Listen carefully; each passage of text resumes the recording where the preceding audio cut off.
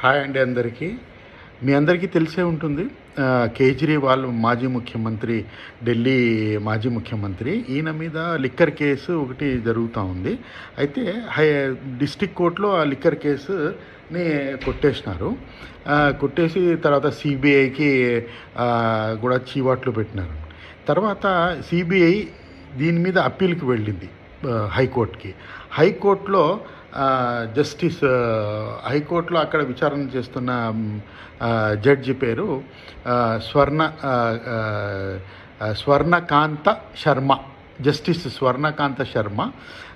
అయితే ఈ కేజ్రీవాల్ గారు ఒక క్వశ్చన్ అడిగినారండి. ఇందులో ఇంకొక క్వశ్చన్ అడిగినారు ఆమెకి. ఏమి అడిగినారంటే జస్టిస్కి, మీరు 4 సార్లు ఒక ఆర్ఎస్ఎస్ నిర్వహించిన ఒక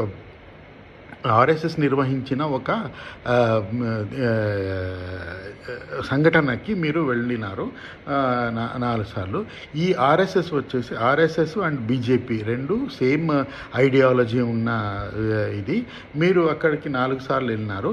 నేను ఆర్ఎస్ఎస్కి డిఫరెంట్ అంటే ఆపోజిట్ ఐడియాలజీ కలిగిన ఉన్ని.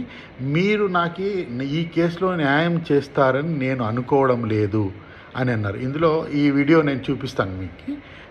is an ideological body of BJP and RSS. उनका संगठन है. No, nothing from this side, please. Wait for your turn. उनका संगठन है मैम. उनकी बॉडी में योर ऑनर 4 बार अटेंड करके आई थी. 26 दिसंबर को, 22 को, 17 मार्च 2023 को, 30 अगस्त 2024 को और 8 अगस्त 2025 को. उनकी जो आइडियोलॉजी है, हम उस आइडियोलॉजी के सख्त खिलाफ हैं और खुल के खिलाफ हैं उस आइडियोलॉजी के.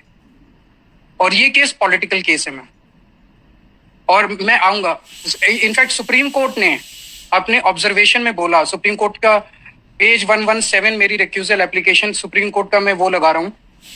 इन a functional democracy governed by the rule of law, perception matters.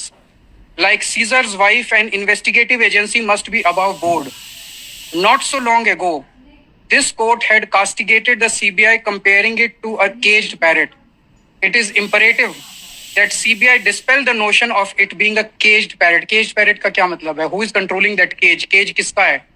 Obviously the political establishment at the center. तो सुप्रीम कोर्ट बोल रहा है कि CBI जो है वो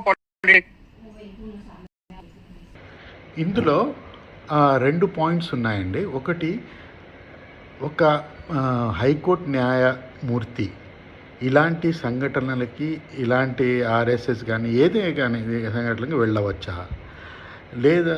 నెక్స్ట్ ఇంకొక పాయింట్ ఏమంటే, ఇలా ఎవరైనా జడ్జి గారికి మీతోని నాకు న్యాయం జరగదు, నాకు వేరే కోర్టు ఇవ్వండి, వేరే జడ్జిని ఇవ్వండి అని అడగవచ్చా? ఇది చట్టపరంగా ఉందా?